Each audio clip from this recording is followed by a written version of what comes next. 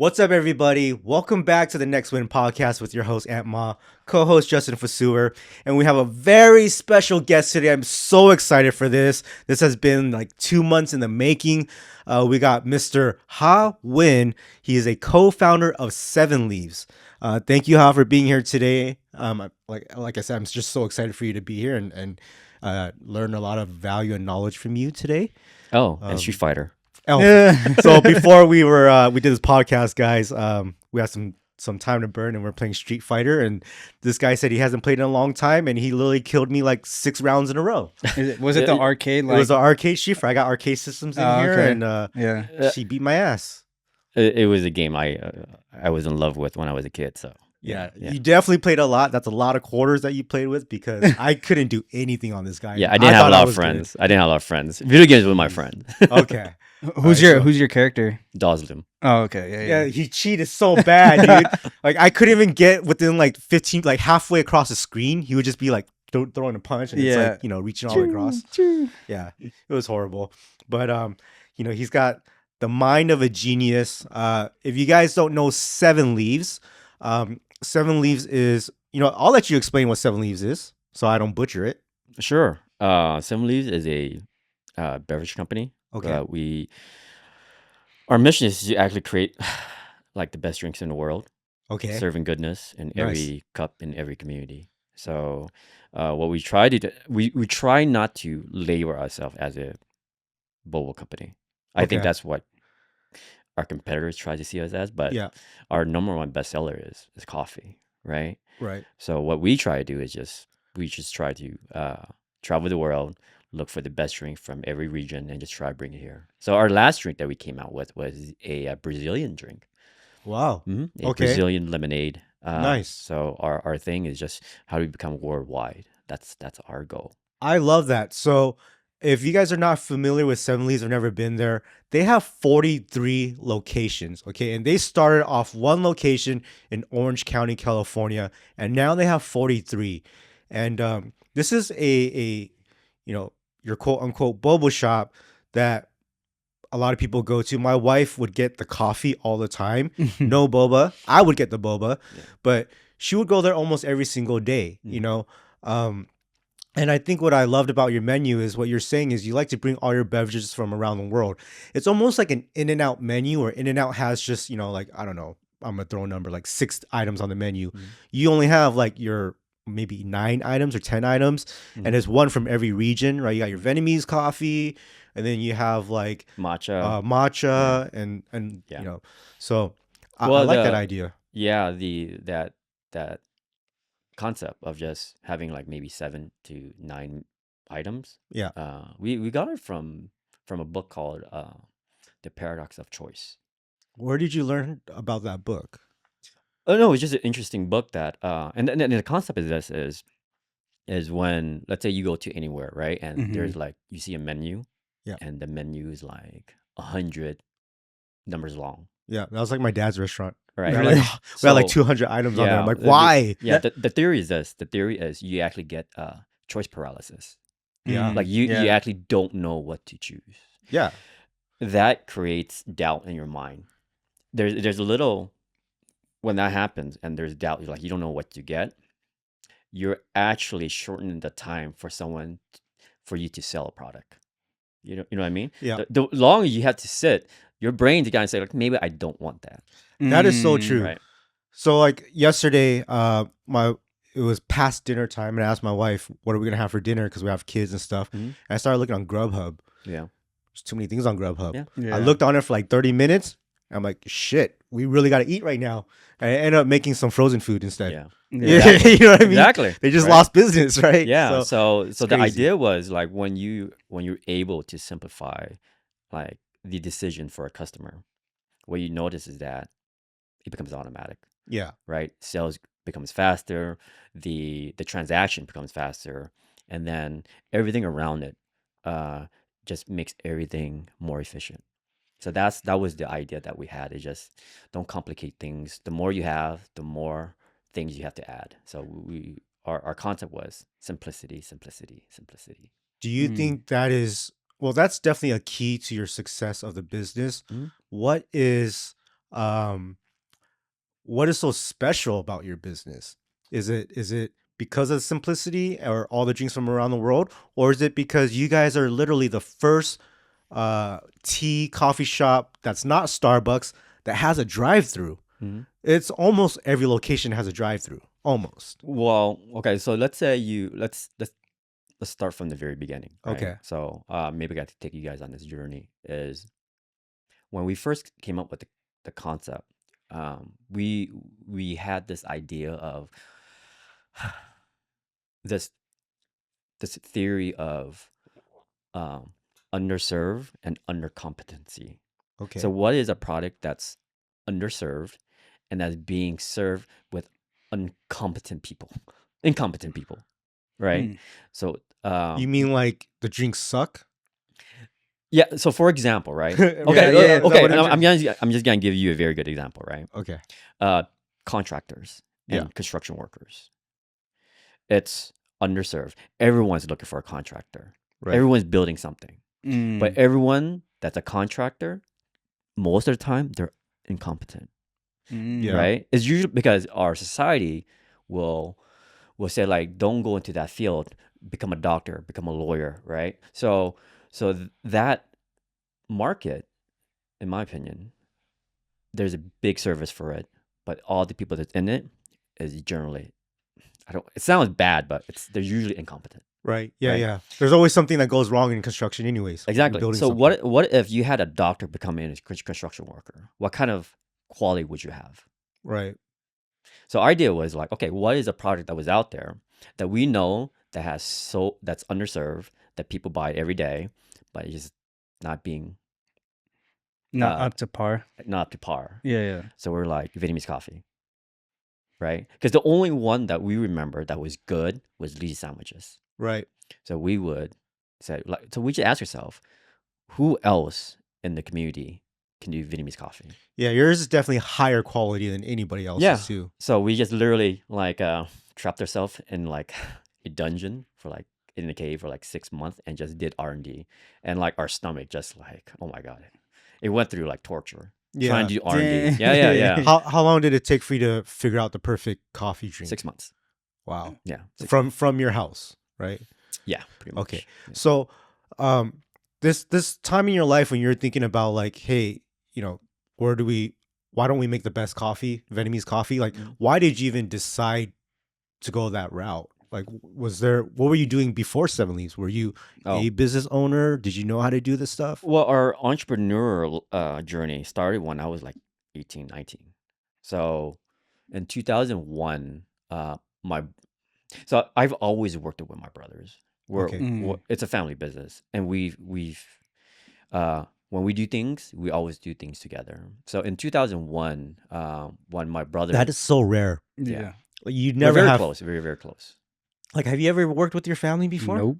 Me Yeah. neither. Yeah. It's just my dad. I don't know if I could, Yeah, that's Yeah. so rare. That's a No, it is rare. I don't recommend for everyone, right? Like that's people can't even work with their friends Why do you Oh, work yeah, so for well with sure. your brothers? because I love them. I always tell people when you're about to go into a partnership with someone, Yeah. do you actually know the true purpose of why you're going into business? When I go into business with my brothers, it was never to make money.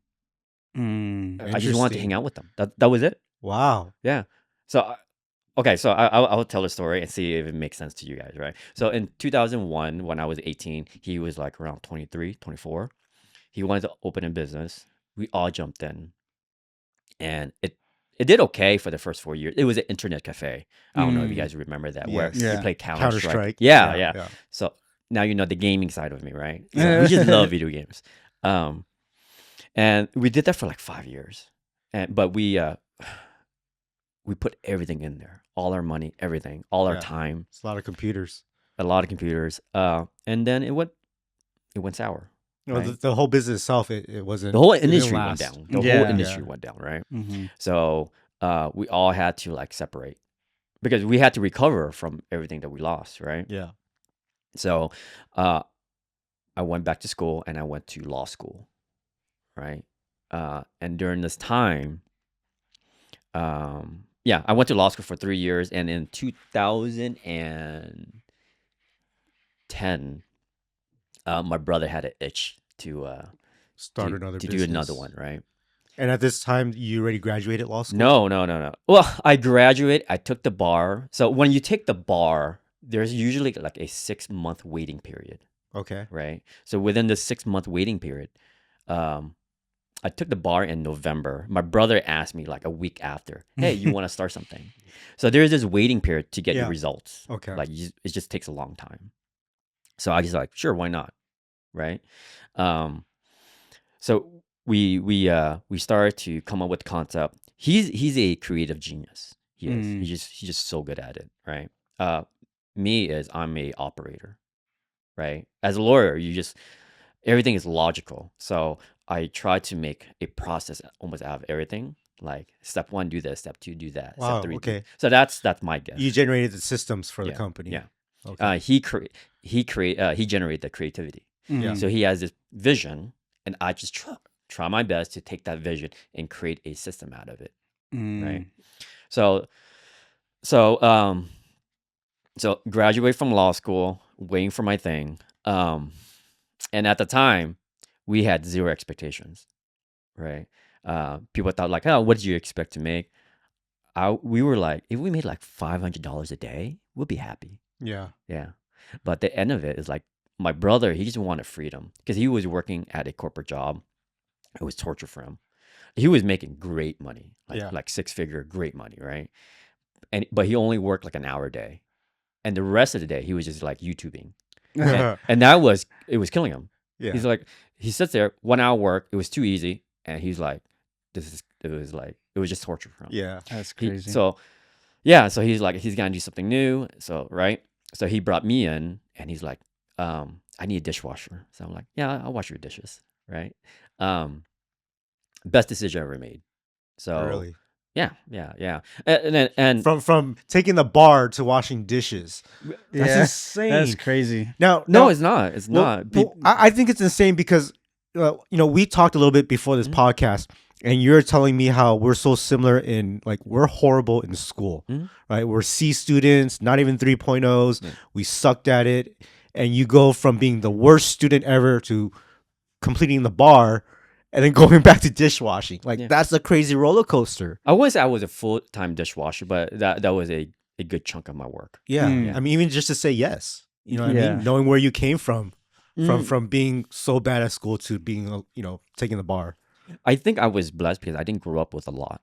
That's why. Mm. So, like, I never had an expectation that I was gonna make a lot of money, but I always knew like, if I have it, I'll be okay. What do I really want to do with my life, right? Yeah. And I just knew like washing dishes, I was having an amazing time with my brothers. Mm. So I passed the bar, Yeah. and I had a choice to, become an attorney or just be happy and just hang out with my brothers. I just chose that. It was as simple as that. Shit, That's dude. that's This pretty. guy went Yeah. from becoming a lawyer, but he's happier being a dishwasher. It blows my mind. This is insane. I'm not really into material things, Okay. right? The money was never important to me. It's sorry, I don't want to say like I'm ungrateful for money. That's not the right word. But what I would say is, it was never my main purpose to make a lot of money. Like even my brothers now, they ask me like, how much do you want to grow? I'm like, I'm good. Like Yeah. like it's not important to me. So what's important is just, do I have a happy mental state? Am I happy inside? That's what truly matters to me. So yeah. Are you happy right now?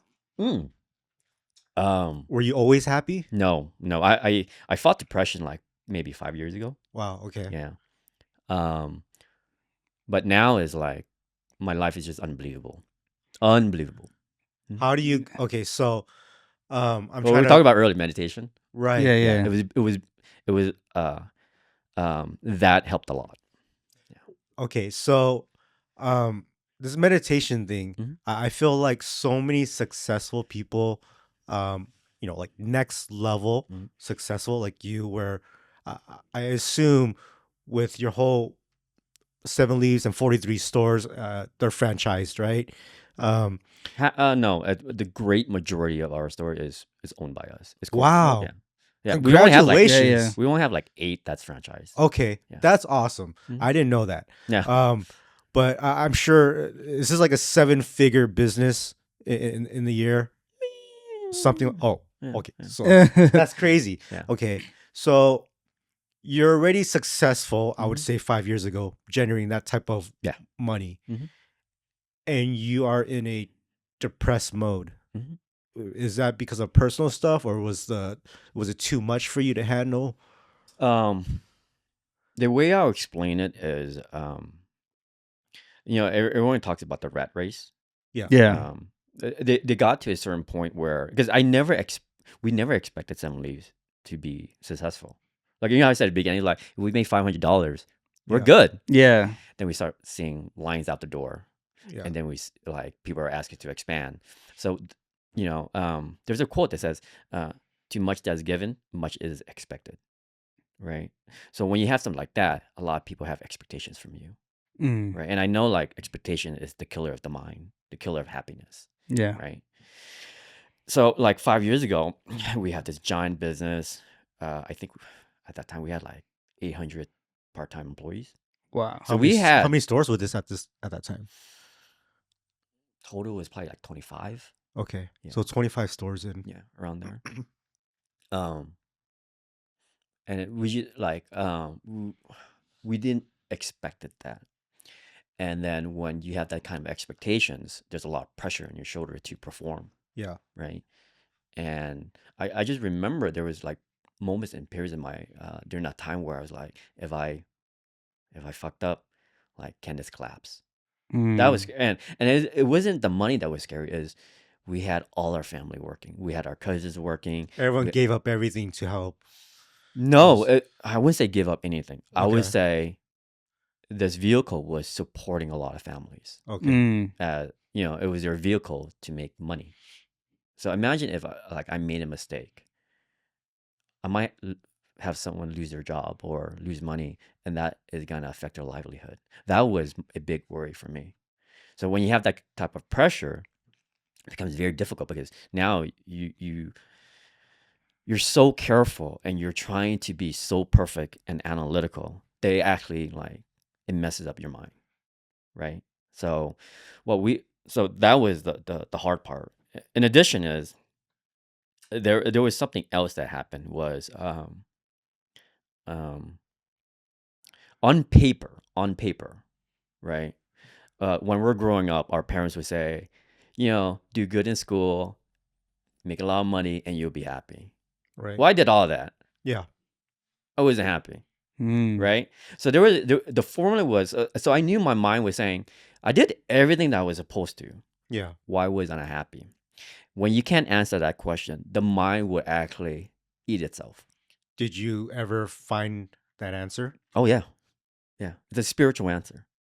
This is why everyone. This is what everyone you see who actually gets to a certain point where they, let's say Jim Carrey, Dave Chappelle, whatever it is, right? They Yeah. get to the top of the mountain and they say, everything I did, that was never the answer. Money was never the answer. Yeah. And they say, like, it was something else. It was more spiritual. That's the answer.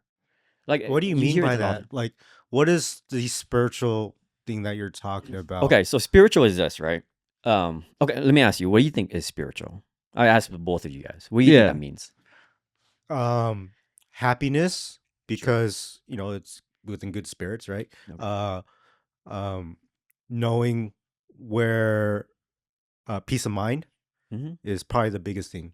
Yeah. In spirit. So where does that come from? That's the answer. Spirituality tries to answer that question.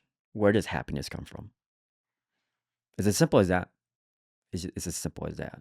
And the answer is so simple, you're probably like, okay, that sounds like a cliche. It sounds stupid, but it comes from within. It doesn't Mhm. come from out here, material things. How do Mm-hmm. you get to this point of figuring that out? Well, I devoted 4 years of this to find that answer. So 5 years ago, when I went through that depression, I went to I was lucky because I was battling anxiety and depression. Yeah. But my mind didn't want to give up. but my body did. So my body broke down. Right. I came down with shingles. So shingles is old man's disease. Yeah. Right. You don't get it until you're like 70. I went to the doctor. The doctor's like, you shouldn't be having this shit. Yeah.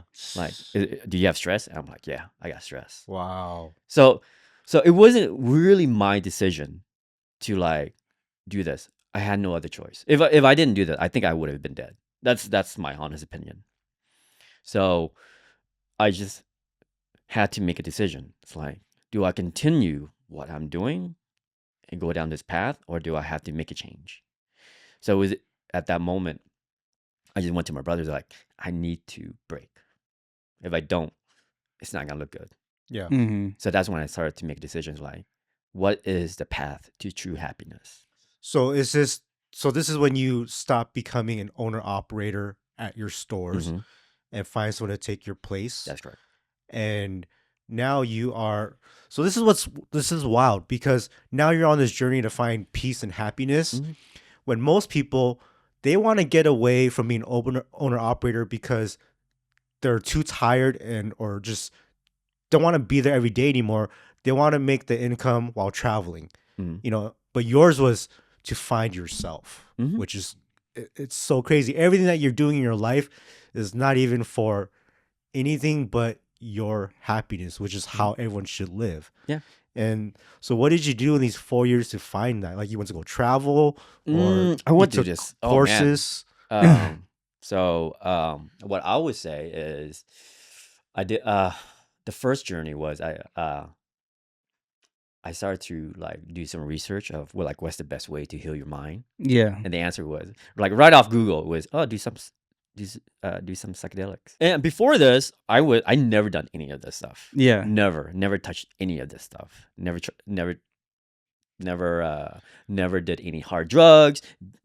I really don't drink. I don't do any of that stuff. Yeah. Mm-hmm. And I was like a militant atheist back then, right? Like I didn't believe in God or anything like that. I took it, and it allowed me to actually step out of my mind for a second, right? And once I knew what was possible, like that literally changed my life, right? What was the setting like? Did you like go somewhere? I had like a person who facilitated who's done this for a long time. They've done over like maybe hundreds and hundreds. So they were well experienced. Yeah. Yeah. So they took care of me. Okay. Yeah. I would say this. There is. I don't want to give the wrong impression. No, of course. Right? Yeah. The wrong impression is this. They think. I know a lot of people who's done heavy doses of psychedelics. There's a big danger to it. Oh, for sure. Yeah. Yeah. Yeah. That's why I always say you have to couple it with something else, whether it's therapy. Yeah. How do you go from that to actually making the changes? There's a lot of times. Well, just think about this, right, guys? Has there ever been a time where you're doing something and you actually it's like stupid, and you're like, "Why the fuck did I do that?" Oh yeah. All the time. Yeah, all the time. You know it, but you still do it. Yeah. It tells you exactly why you did it and exactly how to fix it. Whoa. That's what it does. That's Right. wild. Yeah. So when I got out of it, I just started doing more research, and I'm like, okay, like what's the next step? Then I started researching that, and I had friends that very good friends who recommended meditation, right? And then they're like, meditation should be coupled with that. Really? Yeah. So I went back and I started to devour whatever I could about meditation. Like I was obsessed with it. What's the point of meditation? Good point. Okay. No, that's like, you know what's so funny? I keep bringing up meditation, and I think everyone has an idea what they think it is. Yeah. Okay. Everyone thinks like, oh, it's to calm the mind, is to clear your thoughts. The whole point of meditation is to become so aware of yourself that you can actually observe every single thought at its like most refined point. Okay. So think about this, right? Everything that you do in life, you generally have a thought before you do that thing. So the question becomes, what's a thought, right? Yeah. Okay. Right. So if you meditate, you're actually able to break down what is a thought. right? Some people can't hear the voice because they're Right. not trying to pay attention to their voice, Mhm. I see. right? It's happening, they're just not paying attention to it, right? Because your mind is actually divided into a primary and secondary. Your mind, there's this primary, which is like our waking state, and then they call it the subconscious state, which is in the back of the head, and that's where your voice is. That's why sometimes you can't hear it, Mhm. right? Meditation, what it does is that it kind of shuts down your whole body and allows your primary thoughts and your secondary thoughts in front of you.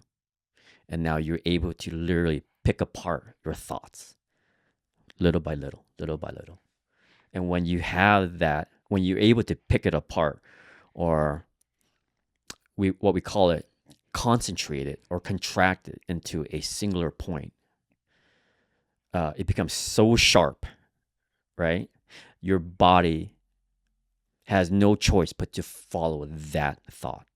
So right now, sometimes, you know how you said you have like ADHD, right? Or attention issue. So you're having like a million thoughts, right? Hell yeah. Right. Yeah. Yeah. Oh, you do too? Yeah. Hell yeah. Yeah. So imagine this, right? And there are times where you act upon those thoughts. You get like, you're watching a movie and someone distracts you and you go on to the next thing. And then you have another thought and you go on to the next thing. What if? So imagine that. That means your action is diluted based on the number of thoughts you have, Mhm. right? What if you have one thought that is so sharp, that is so clear, and that's the only thing you have? What would happen to your body and what would it do? So imagine this. Imagine you have a thought that's so sharp of making money, and that's the only focus you have, right? There's no other thoughts. What do you think your body's going to do? It's going to know exactly what to do. It will follow with that thought. The reason why people struggle with this is because they have too many thoughts.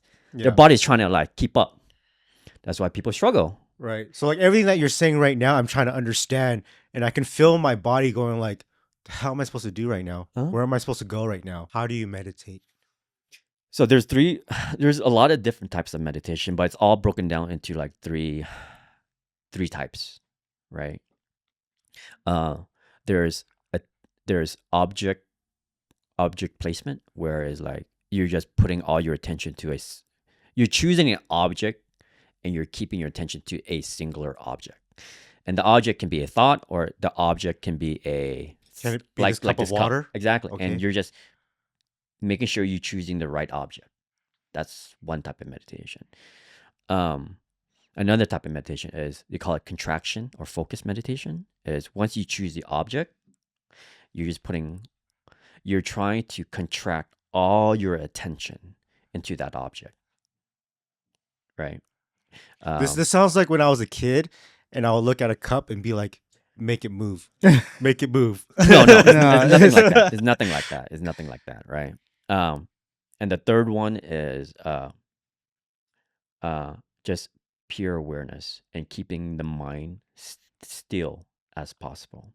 The analogy I usually give is like, well, we have cameras here, right? Yeah. So when you're trying to shoot a picture or take a picture, the analogy I give is, the first meditation is you're selecting the object you want to take a picture of. So Mhm. you're just choosing the right object. That's the first type of meditation, right? Okay. The other one where I'm saying you want to focus is like you're actually focusing and you're zooming in and out of that object, Mm. These are That's great it, analogies, right? The third type of meditation is sometimes you're trying to move and take a picture at the same time. The third one is no. You put it on a tripod and you just keep it still.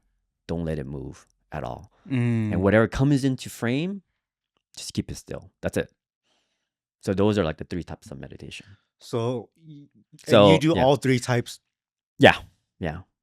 How often or how long do you practice this? So I wake up around 4 in the morning, Okay. and then Naturally? naturally, and Trying to I get to- meditate from like, let's say from 4:30 to 5:30 or 6. So I meditate like an hour, 30 minutes a day. How does that even happen? So you naturally wake up at 4 and you get up and you're like, okay, I'm just gonna do something. Because if I wake up, I look at my clock, it's 4, I'm closing my eyes.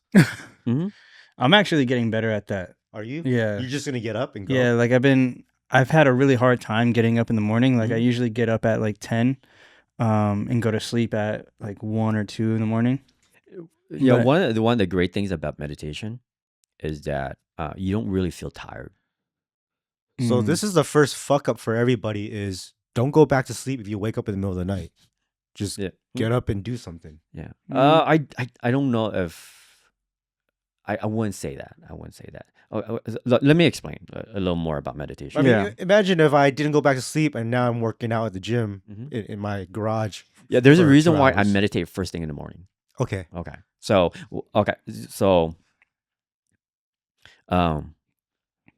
your body and your mind is usually in two modes. Your fight or flight, Mhm. right? Or it's this calmness, right? So when you wake up and you're doing all these things, and you're in this rushing mode, you're actually in this flight mode. Flight releases adrenaline. That's So probably you're what I- actually releasing a lot of adrenaline in your Yeah. body. Adrenaline releases cortisol, Mm. right? And cortisol is actually bad. It's a temporary painkiller, but once it's gone, you feel all these aches and pain. So your mind and your body is in constant adrenaline mode, right? That's why you're always stressed. You always feel tired. Yeah. What meditation does is that it takes you from that state and it brings it down. It stops the adrenaline. It stops the cortisol. And once you get to a state, a certain meditative state, you're actually releasing melatonin. So melatonin is like it's released in the brain when you're like in deep sleep. Melatonin actually repairs the mind, repairs the brain, right? So imagine you wake up in the middle of the morning, like around 4. You think you're doing things, but you're actually telling your mind, release more melatonin when I'm still awake. Your body is calm. Your mind is repaired.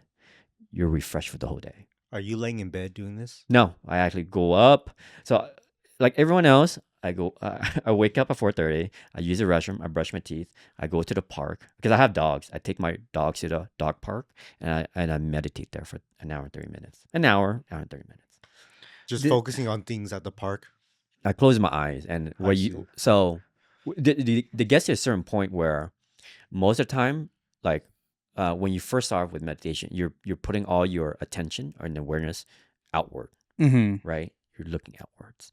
When you get good enough, you turn the attention inward into the mind, right? And you're able to observe every single particle or light that's in the mind, every voice, every sound that's being created by the mind.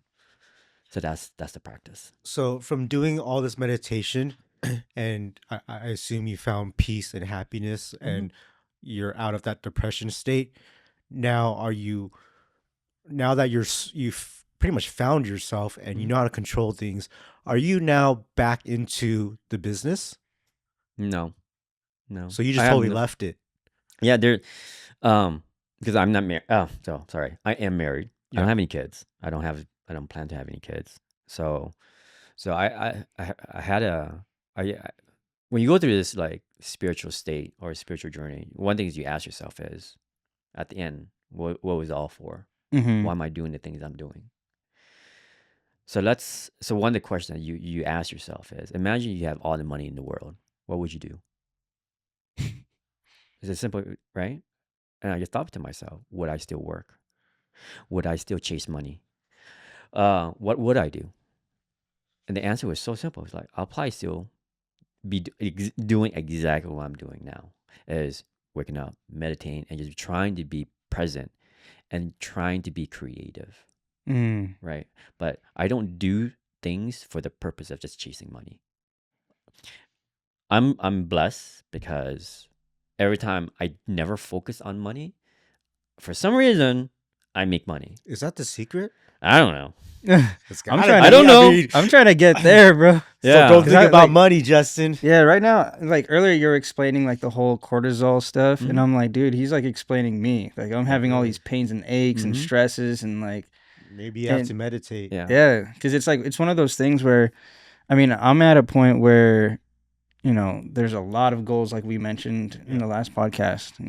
Trying to build a family, trying to get a house, all these things, and like I'm trying to figure out how do I make money, Mhm. you know, and it's putting all this stress in my mind, and I'm like, ugh. No, so I think that was like kind of like, for some reason I never had that worry because, like I said, I didn't grow up with a lot of money, so I didn't need a lot of money. So Mhm. money was never my primary purpose for anything, right? So my thing is, um, like when you find your purpose and you do that activity, and the activity is exactly the same thing as your purpose, I think you actually become unstoppable and unbeatable. So, for example, right? Imagine you're like a musician. If you're thinking about, I'm gonna make money so I can make a lot of dollars, the music itself will be corrupted. But when you make the music just for the purpose of making music and just perfecting your craft, what I've seen and what I've learned is that people will be attracted to it. You don't even have to sell it. Right. And I think what happens is that I think people know this is when you try to create something, and in the back of your mind, your primary purpose is just to sell people. People will catch on. They're like, that's not pure. People. That's why everyone loves things that are authentic, Right. right, and genuine. And it's because that's what we're missing. And right, so I think that's why like real. Was it reality TV? They thought it was. That's why I think there's like a downfall with that. But I think people are looking for a thing that's truly genuine. Even if it's bad, they like it. Right? So long as it's genuine and it's sincere and you can feel the intention, I think that's what matters. If you try to corrupt it with something else and have a different motive, I think the universe just tells you people that it's not real. That's huge right now with the whole social media stuff too. Yeah. I really don't have any social media. Yeah. Yeah. I think what's crazy is that everything that you're saying is what people think about all the time, but the way you think about it is so much deeper than everybody else that it just kind of it makes it's a whole different purpose the way you say these things. Thank you. So, I don't consider myself as someone that's smart. So I'm actually pretty. I think I'm pretty you stupid. have a lot of wisdom. Thank you. Right? Yeah, Thank you. That's what it is. Yeah. Like, Yeah, thank there's you. a difference between smart and wisdom, and like, man, this is an awesome podcast so far, and I'm learning so much about your personal life and how you got to this point. And I think it's so helpful. A lot of people don't even take the meditation seriously, but this is not the first time a successful person has talked about that. Yeah. You know what I mean? And I think we have to realize if we're trying to get the next wins in life, we have to maybe take these things seriously. Yeah. So, I'm going to start thinking a lot about meditation after this. Oh, for sure. I'm going Well, back home right this now. is what I'm gonna say. Right. This is what I'm gonna say. There are times where it's not just because I tell you, I would know that I would never convince anyone.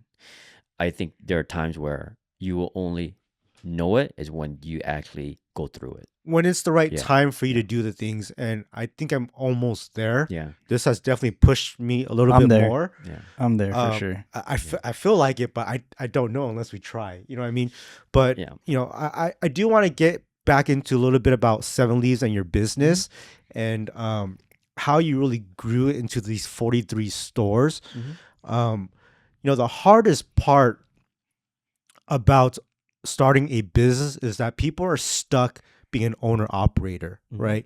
You're stuck in your store for X amount of years. You're there every day from open to close, and it's stressful, right? But how long did it take to go from store 1 to store 2? 1 year. 1 year. year. Yeah. Oh shit, that's so fast. 1 year. Wow. It was just No. Okay. too So I would say busy. this from store 1 to store 3, 1 year. Wow. So we opened our second and third store at the same time. So is it like all the profits you guys didn't put in your bank, you just put it into the next location? That's correct. Okay. That's correct. So reinvesting is what you did. Yeah, like me and my brothers, we can live off like cup of noodles. Right. So that's what we lived So- off for like a whole life. So we're like, why don't we just put all our money back into the business? This is what a lot of people don't understand. They think that they want to open a store and then they just want to take home 30 grand a month type of thing, Yeah. right? And make money, and they think they're happy. But the people who end up having multiple stores is because they don't take money from their business and they keep reinvesting. It's the same thing we do with Junbi, right? We have, I don't even know how many stores we have now. I lost count. It could be 8 stores or Yeah. more, and more in the making. And we don't take money from it. We keep reinvesting it, and that's how we're able to grow. Yeah. And a lot of people miss that. Yeah. But I think what is different between what you did and other people who try to grow is that the growth came naturally to you, because you're saying that you had the lines, people were waiting in line, people were saying, hey, open up more stores. That's the key to the success. A lot of people are like, well, I just want to open one here, I want to open one there, I want to have one all over the world. But who asked for it? Did they even ask for it? Yeah. Maybe not, right? So we do get that for Junbi. People Yeah. comment on our Instagram and say, open one in New York, open one in Texas, open Yeah. one, so we're following that line that you have. Very nice. I've always been curious, like what is the end goal to like having all these stores? Like, is it creating like a consistent income for you? Like how you were saying, you keep reinvesting the money and all those things. Like, what is the end goal? Is it to sell it to someone? Like, I think everyone has a different end goal. yeah, of course. I can tell you a couple. I would love to hear Ha's end goal for this. Yeah, I'm done. Like, My you end don't goal even- was like 5 years. Like I said, I live a very simple life, right? I don't need a lot of money. Like if you look at how I live, like this is why I can't afford shoes, right? no, you're in a spiritual state, dude. No, but I really don't have anything that's really like expensive. So are you literally retired right now? Kind of, yeah. So who Yeah, runs the semi. stores now? My brothers. So Okay. there's and it got to a certain point where we were able to build like a nice infrastructure Yep. to actually support it and to grow it at the same time. Mm. So that I think that's like the hardest part is how do you create a system that runs on its own and also grows on its own. That's the trick, right? Yeah. To answer your question, Justin, other couple end goals that people have when they're at this level is, this is not for me specifically, but I just from talking to other people. One is they want to open more stores and multiple stores so they can give them to their family. So their kid can have one store, the other kid can have one store, the wife can have one store, a mom and dad, brother, cousin, aunt, uncles, they each have one store. It's almost as if you're buying real estate, one house for everybody. So it's creating generational wealth that way. That's one end goal for everybody. The other end goal is having an exit strategy where if they get to the point of, I want to have 100 stores and I hit that mark, I want to sell it to a company, like a food chain company. Like, let's say I sold it to McDonald's, and McDonald's bought my 100 stores. You know what I mean? That could be an exit strategy. So everyone has different goals of why they want to open multiple stores. So yeah, with Ha and Seven Leaves, this has I'm kind of mind blown by this podcast right now. I'm mind blown by the meditation I'm part. sorry. I'm like, Yeah, yeah. man, I'm like reevaluating my life right now. But- I think so. This is what I'm gonna say, right? Like, the answer is out there. Mhm. Like, if you want to make $1 million, there's 1 million books on how to make $1 million, right? Right. The reason why you can't is there's a voice in your head that I can't do it or it's not for me. What I say is, why don't you look into that thought first?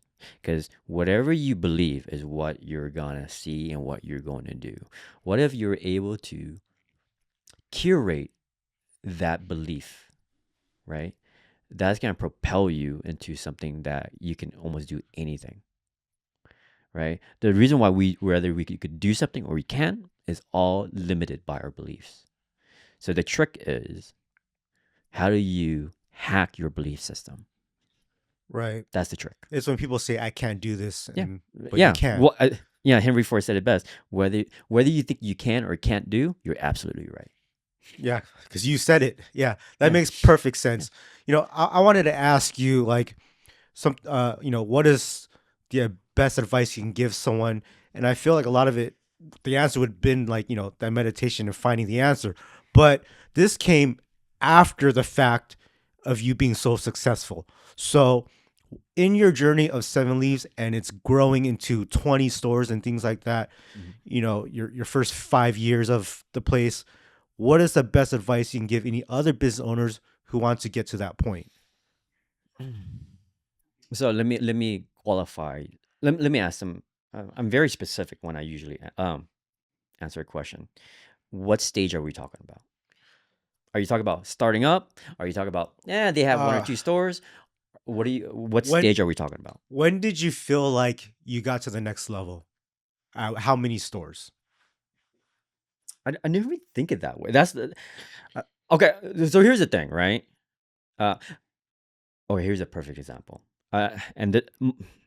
There is a guy that I listen to, and he's like brilliant. His name is Kapil Gupta, Hmm. right?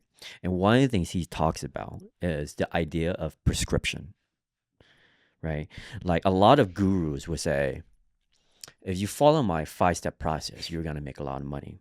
Right, Follow this. He says all that is bullshit. right. All of it is bullshit. Because they're selling you something too.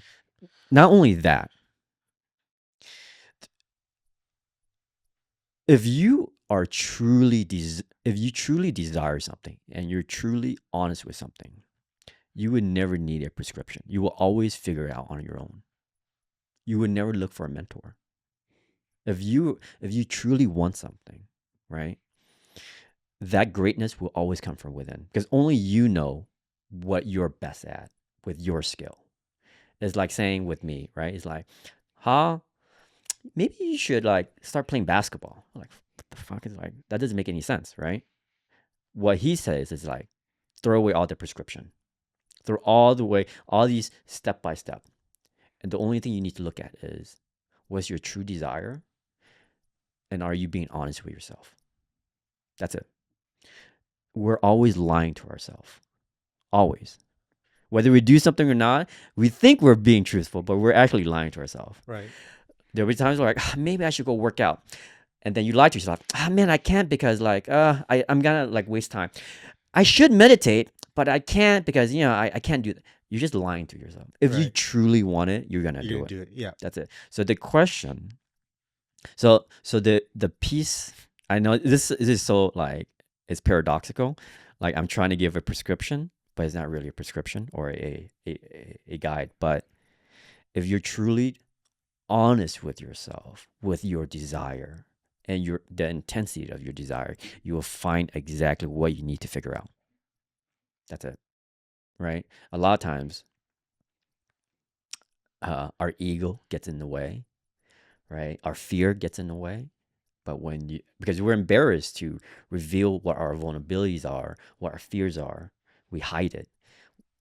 If you're able to actually let that out into the light and observe it and expect it, observe all your like your darkness, your fears, your vices, and you're honest with that, you'll find out that the answer will always be within yourself. Yeah. You know, I can tell you right now, if you want to make a lot of money, I can say, okay, this is exactly how you make it. In my opinion, what I do for myself, I think about making money, it comes easy to me, right? But that's for me. Because I can say, you want to make a lot of money? Okay, step 1, what's a good product? Figure that out. Step 2, create a process. Step 3, find good people. You find these books everywhere. It's universal. Why don't people do it? Because they're not honest with themselves. right. The answer's out there. You're just not honest Because with that's not what they want or whatever it is. Yeah. So the question becomes is then what do you truly desire? Mm-hmm. What do you really want? And are you really being honest with yourself? Are you really So for example, This is the best advice ever. Yeah. So for example, right? And I see this a lot. And one of the things I learned like years ago is there's always an intention behind your true intentions. And for example, I see this with a lot of life insurance sellers. Like, my intention is to help you. Bitch, your intention is to like sell me life insurance and to make money. No, it's truth, right? Right. You're lying to yourself. Yeah. Be honest. And I can tell you, if she just went up to me and say, I want to make some money, but I think I can help you at the same time. Genuine, honest. I can live with that. It's so weird how that happens. It's only when you lie to yourself and you lie with your intentions, that's when everything gets screwy. People don't believe you. No, just be honest. This kind of opens my mind to a more clear path on what I've been through Yeah. in the last few years with Yeah. being on YouTube and vlogging. Mhm. When I first started, my mind was so clear Mhm. that I was making videos for memories with my kids, to spend time with them and do things with them and stuff like that. Yeah. And it gets to the point when people want more things, and now I'm doing things for a different reason Yeah. other than my own, that it starts getting kind of cloudy. Yep. Right. So now I'm just always like, what do I have to do now? You know? But there's things where, like, you know, next week we're going to Disneyland. Yeah. And, you know, I'm in my mind, I'm very clear on what I'm doing. This is the first time my daughter is tall enough to ride all the rides at Disneyland. Mhm. And I'm going to record that shit because Yeah. I want that for her. Yeah. You know what I mean? So I've lost touch of a lot of those types of thinking. Yeah. And this makes it so much more clear. Yeah. You know, and that was really great advice that you gave everybody. Yeah. Well, I'm not here to give anyone advice. I think that was Right, perfect so, advice. But I think, in my opinion, like usually I follow Occam's razor. That usually the simplest answer is like the correct answer, and that thing is just being honest with yourself, with your intentions and your desire, is as simple as you can get. I think that's what I learned from you, is that everything comes to you so naturally Oh, thank because you. of the way you live your life. Mhm. It's hard to see if you ever made any mistakes during your growth. And is there any mistakes that you've been through that you would never do again? So if you would ask me that question 5 years ago, I would say like, yeah, I made like 1,000 mistakes, right? But when you go through this journey, right, of trying to really find yourself and find peace, what you will find out is everything. You know, you said, I think we talked about before. Everything happened for a reason. Right. Everything that I did got me exactly to this point, and I would never change anything. Right. Yeah. So, because you know they say like mistakes are usually pain points. Yeah. But pain is where you grow, is where you learn, is where you change directions. Without having those pains and stuff, how would you ever get to this certain point, right? So my thing is because there's other people that could have been in your position when you're like, you're stressed and you're like, how do I keep this going for all these people so they don't lose their job? At that moment, some people be like, I've made a mistake. What am I doing here? You know, like they put themselves in a bad situation. Okay, so maybe I can give you a. So I'm pretty. I wouldn't call myself religious, but I study like almost all the ancient religions. So I think you're just spiritual. Thank you. There's a very famous Taoist story, right? And he said this is kind of how you want to live your life. So the story is this, right? Is back in like the 1600s, there was a farmer in China, and with his family, and then during that time, China was like in like a warring civil state, right? They're just fighting each other. So the emperor would try to draft these farmers to fight in the war. So, you know, one day the farmer who was farming, his horse dies. His neighbor comes over, and the neighbor was like, "Oh man, you have such bad luck," right? And the farmer says, "Maybe, maybe not." The next day, the son was supposed to go find an army, but he couldn't because he lost the horse, right? Yeah. And the neighbor come back, like, "Oh, you're so lucky that you lost the horse because now your son doesn't have to go to war." And the farmer says, "Maybe, maybe not." Mm. right? The next day, the son, because he didn't go into war, he broke his leg farming, Wow. right? Yeah. The neighbor comes back and he says, "Oh my God, I heard the bad story, right? Your son, he broke his leg." And then, and the farmer says, "Maybe, maybe not." The whole point of the story is this: is we always think that because we're living like this moment to moment where when something bad happens, we always think of it as something wrong. We think pain is something that's bad for us. The whole point of the story is only God knows at the end whether something's good or right. Your life is to determine, is to live through life where there is no bad or good. There is no wrong or right. This just is. Mhm. And if you can live that way, you live in a much more peaceful way. So my thing is, I try not to put label things whether it's right or wrong, right? Because once you put that, your mind plays tricks on you. So my thing is, there is no mistake. There is no, it just is. And is gets me here. That's it. I don't know if that makes any sense, but that's kind of my thing. What are you thinking, Justin? Yeah. So a lot of people they wild, right? get hung up of I made a mistake, I made the wrong move. Yeah. Yeah. And my thing is, there is no mistake, there is no right or wrong. There just is. There's a reason for everything. Yeah. Yeah. And what is just is. Just that's all there is. You don't have to get hung up on it. You don't have to be attached to it. None of that. Just that's it. So that's Wow. like the concept of most ancient like religious teachings. Yep. That You- Yeah. my have life any- is changing right now. yeah, it definitely is. Listening to No. this episode, everything has changed. The way I think and feel, and it's crazy. Well, it's I feel fun like- too. yeah. Like this is like in my opinion is more complex and more fun than business. Mm. Yeah. Yes, and I Definitely. agree with that because I came into this podcast episode thinking we're going to talk a lot about your journey of 7 leaves. Instead, we're learning more about Ha Mhm. and what you've been through. We can still talk about 7 leaves. I have no these, problem with it. These are huge Yeah. wins. Yeah. and I love it, and we're gonna keep it at that. I think that's the most important win. Yes. You know. So Yeah. Do you have any other questions, Justin? no, I think this was an amazing experience. I feel like you. it was really hard for me to ask questions just because I was so intrigued by what you were saying. Yep, Thank you. same But- Thank you. Yeah. But I Thank think you. it Appreciate went great. Yeah. I'm gonna listen to this very episode over and over again myself. Yeah. Yeah. So you guys are giving me way too much praise, guys. No. this is awesome. Thank you once again, Ha, for being here. Mhm. We appreciate you. If you guys want Ha to come back on this podcast, let us know.